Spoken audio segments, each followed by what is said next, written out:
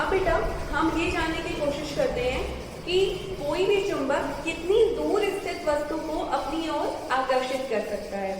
ठीक है, तो जैसे यहाँ पे ये चुंबक रखे हुए हैं, अब हम इस सेफ्टी पिन को अगर यहाँ पर रखें इतनी दूरी पर, तो कोई भी चुंबक इसको आकर्षित नहीं कर रहा है। लेकिन अगर हम यहाँ से दूरी कम करते जाएं, ठीक है, तो उस स्थिति में भी आकर्षित नहीं कर रहा है।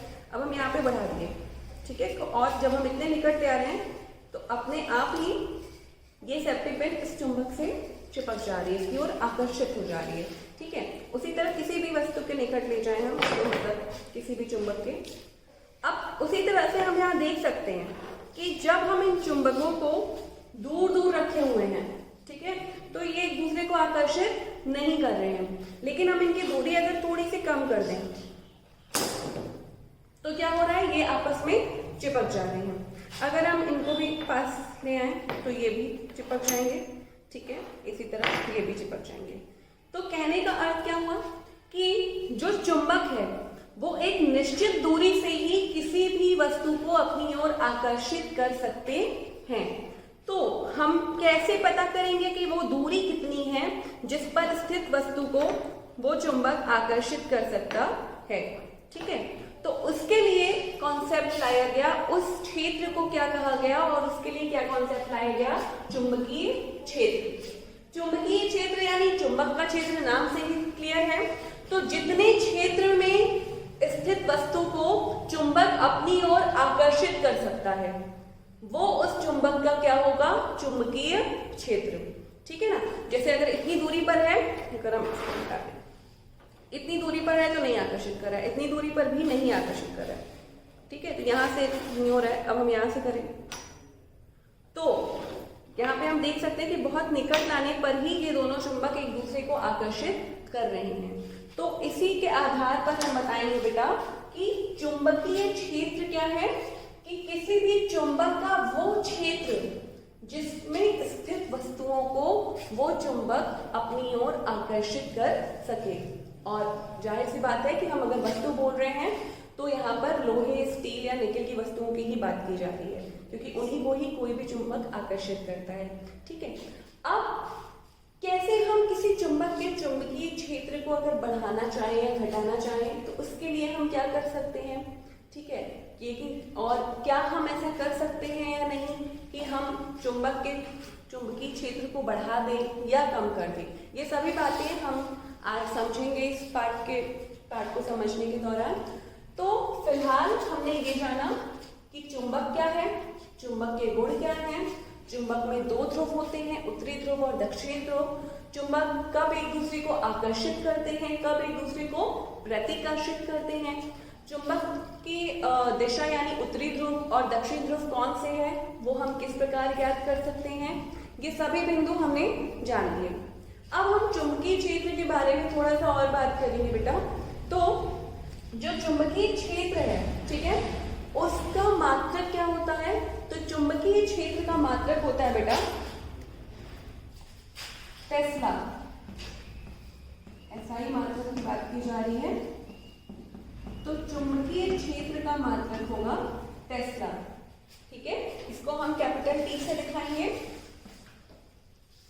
और चुंबकीय क्षेत्र एक सदिश राशि है क्योंकि इसमें दिशा और परिमाण दोनों होते हैं। ठीक है, अब हम ये जानेंगे कि चुंबकीय क्षेत्र की दिशा हम कैसे जान सकते हैं कि किस दिशा में चुंबकीय क्षेत्र काम कर रहा है।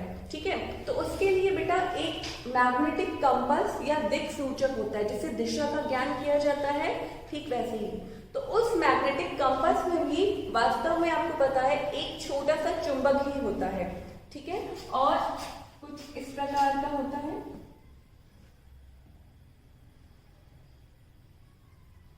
एक तरफ नॉर्थ है, एक तरफ साउथ है, बीच में बाकी सारी दिशाएं होंगी और यहाँ पे एक कील की सहायता से इस सुई को लगा दिया जाएगा।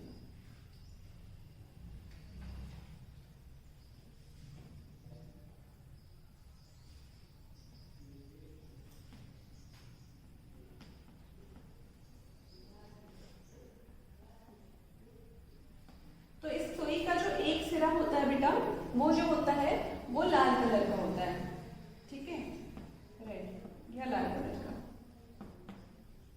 तो जो लाल वाला साइड होता है वो उत्तरी दिशा में होता है और जो दूसरा साइड होता है वो दक्षिण दिशा में होता है, ठीक है। तो होगा क्या, इस मैग्नेटिक कंपास या दिक् सूचक की सहायता से हम चुंबकीय क्षेत्र की दिशा का ज्ञान कर सकते हैं, ठीक है। अब अभी हमने चुंबकीय क्षेत्र के बारे में जाना। अब ये जो चुंबकीय क्षेत्र है बेटा, इनके लिए, इनकी जानकारी के लिए, इनके आसानी से इनकी दिशा को समझने के लिए हम क्या करते हैं कि हम उस चुंबकीय क्षेत्र में रेखाएं बनाते हैं और उन्हीं रेखाओं को हम क्या बोलते हैं, चुंबकीय क्षेत्र रेखाएं, ठीक है। तो ये जो चुंबकीय क्षेत्र रेखाएं क्या है, जाहिर सी बात है, नाम से ही पता चल रहा है कि वे रेखाएं जो चुंबकीय क्षेत्र में बनाई गई हैं, ठीक है। और इनको बनाने का एक निश्चित क्रम है, एक निश्चित ऑर्डर है और उसी की तरह ही हम उसको बनाते हैं। तो किस प्रकार दंड चुंबक या जो दूसरे चुंबक हैं उनका ये चुंबकीय क्षेत्र रेखाएं हम बनाते हैं, वो हम जानेंगे, ठीक है। तो बेटा यहाँ पे एक बार मैग्नेट या दंड चुंबक का चित्र बनाया गया है। अब अगर इसकी चुंबकीय क्षेत्र रेखाएं हमको बनानी है तो हम क्या करेंगे, हम इसके बगल में अपना मैग्नेटिक कंपास रख देंगे, ठीक है। और उसमें जहां पे भी सुई हमारी जाएगी, ठीक है, नॉर्थ साउथ वाली, वहां पे हम निशान लगा देंगे। फिर हम उस चुंबक, ये जो मैग्नेटिक कंपास है, इसको उठा के आगे रख देंगे। फिर जैसे मान लें कि हमने यहाँ पे रखा तो ये नॉर्थ साउथ कुछ इस तरफ बताया, ठीक है। तो हम यहाँ पे भी चिन्ह लगा लेंगे। फिर हम चुंबक को उठा के यहाँ रख देंगे, तो इसी तरह वो नॉर्थ साउथ इस तरफ बताएगा कुछ। तो हम यहाँ पे भी निशान लगा लेंगे और इसी प्रकार से सभी निशानों को लगाने के बाद जब हम इन सभी निशानों को मिला लेंगे तो कुछ इस प्रकार का चित्र हमें प्राप्त होता है, ठीक है। तो यहाँ पे क्या हो रहा है कि हमने पहले इसी तरह मैग्नेटिक कंपास या दिक्सूचक की सहायता से निशान लगा लिया और फिर इन रेखाओं को मिला दिया, ठीक है। तो ऐसी बहुत सारी अनगिनत रेखाएं हमें यहाँ मिलेंगी। हर बिंदु के लिए, हर भाग के लिए हमें रेखाएं प्राप्त होंगी, ठीक है। जब हम इस तरफ रखेंगे दक्षिण ध्रुव की तरफ तो हमें अंदर जाती हुई रेखाएं प्राप्त होंगी और जब हम उत्तरी ध्रुव की तरफ क्षेत्र रेखाएं बनाने का प्रयास करेंगे तो हमें कुछ इस प्रकार की रेखाएं प्राप्त होती हैं, ठीक है। तो इस चित्र के आधार पर चुंबकीय क्षेत्र रेखाओं की दिशा के बारे में हमको क्या जानकारी मिलती है बेटा। तो अगर हम दिशा के बारे में बात करें तो हम देख सकते हैं कि ये क्षेत्र रेखाएं चुंबक के बाहर उत्तरी ध्रुव यानी एन से निकल रही है और एस यानी दक्षिणी ध्रुव की तरफ अंदर जा रही है, ठीक है। ऐसे ही तो जा रही है। अगर हम इधर से भी देखें बेटा तो उस स्थिति में भी ये रेखाएं उत्तरी ध्रुव से निकल रही हैं और दक्षिण ध्रुव में अंदर की ओर जा रही हैं, ठीक है। यहाँ से अंदर जाती हुई दिख रही है रेखाएं और यहाँ से बाहर निकलती हुई दिख रही है।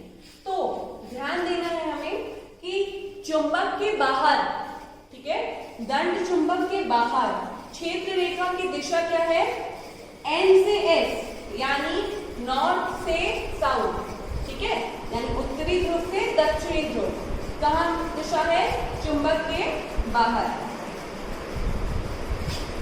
दिशा क्या है, नॉर्थ से साउथ, ठीक है। और अगर हम चुंबक के अंदर क्षेत्र रेखाओं की दिशा के बारे में बात करना चाहें तो कहाँ से जा रही है, क्या देख रहे हैं, इधर से इधर जा रही है बेटा, कभी तो ऐसे अंदर घुस रही है या बाहर निकल रही है, तो यानी एस से एन की ओर जा रही है, तभी तो यहाँ से अंदर घुस रही है और यहाँ से बाहर निकल रही है। तो चुंबक के अंदर क्षेत्र रेखाओं की दिशा ठीक विपरीत हो जा रही है, एस से एन यानी दक्षिणी ध्रुव से उत्तरी ध्रुव की ओर, ठीक है ना।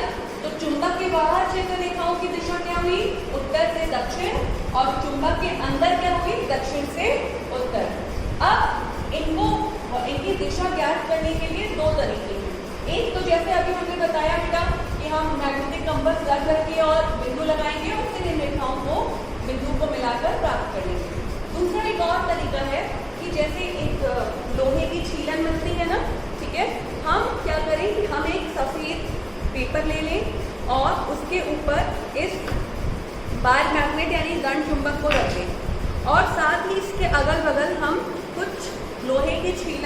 छिड़क दें, ठीक है। ऐसा करने के बाद जब हम उस पेपर को बहुत ही सावधानी से थोड़ा सा झटकेंगे तो वो जो छीलन है वो चुंबकीय क्षेत्र रेखाओं की दिशा में ही अपने आप को व्यवस्थित कर लेंगे, क्योंकि ये जो चुंबकीय क्षेत्र रेखाएं हैं वो चुंबक के चारों ओर लगने वाले बल की दिशा को भी तो दिखा रही है। तो जिस दिशा में बल होगा उसी दिशा में ही लोहे की छीलन अपने आप को व्यवस्थित कर लेंगे।